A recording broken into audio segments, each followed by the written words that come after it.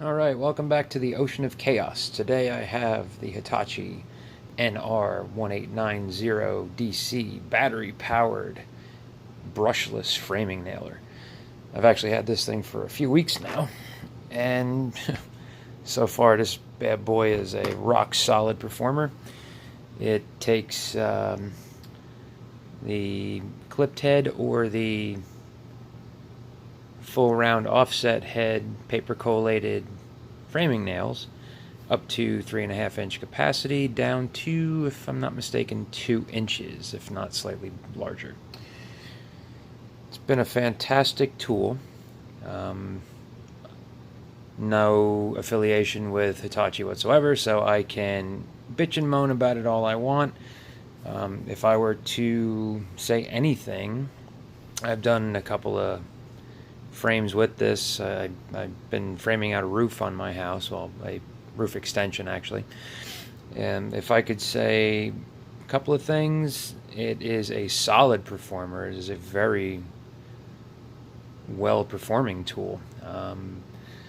It's got a little control panel right here, turn power on.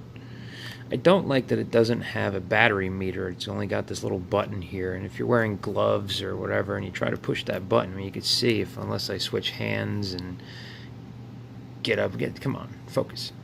If I hit the button, it'll show me that it's got a full charge.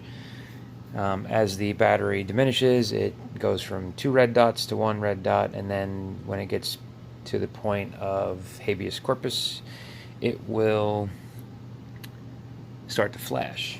By the time it's ready to die, it does start to flash and let you know that it is time for a battery replacement.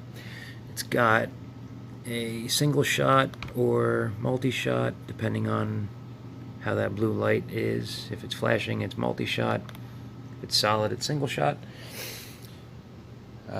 Comes with a rafter clip that actually comes on this side of the tool, and I moved it to this side of the tool. There's provisions for each side. It's got these little threaded inserts in this alignment pin right here on either side.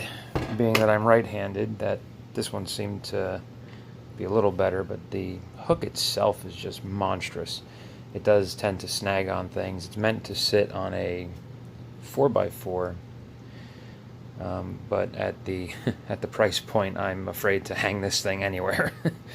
Not that it doesn't look like it could withstand a fall. I just don't want to beat my tools up too bad. Just a home gamer. Just kind of do this stuff as need be. Again, my ocean of chaos. I've got a myriad of tools. I started off in custom guitars. Actually, I started off in machining and manufacturing, got into woodworking, making custom electric guitars. That's why I have the CNC router. Moved on to kitchen cabinets, bathroom cabinets, again, only for myself. Now I'm doing outside framing and repairs on my home because I'm so sick and tired of either contractors not showing up or people that I hire just doing a completely shit job. So I'm like, fuck it. I'm going to do this shit myself and save a few bucks and learn something in the long run. I mean, it's been a very fruitful thing. But anyway, back to the saw. It's got a 3 amp hour, 18 volt lithium ion battery pack. I found this online with a free battery pack, less expensive than I would find in Lowe's. For, I think I paid $3.79 for it after I found a 5% discount, blah, blah, blah. But anyway, only negative I can see with this tool, it is fucking heavy. It ranks in at probably, I think it's like 10.5 pounds or something like that. Thing is just heavy. You know, after climbing up a ladder, swinging this thing around for a couple of hours, you're spent. I think the comparable pass load, gas charged 18 volt tool is about 7 pounds, so this is a porky son of a bitch. Aside from that, I haven't misfired. It's got a lockout when you get down to I think 6 nails it'll stop firing, 6 or 8 nails, something like that. The bad part about that is that the strips of nails are not very long. I mean, it's got a long magazine, but the strip of nails is about maybe 6 inches, something like that. So you got a lot of open space in the back, even with a short run here and then a full run there. It does run out of nails quickly. So if you don't have a handful of nails with you and you're swinging around up in rafters or something, you're going to be back and forth quite a bit. But aside from that, it's a solid tool. I mean, it's got drive depth right here, toolless drive depth. It is designed for tight spaces, but it's got this trigger lock that it won't fire unless that thing is all the way down.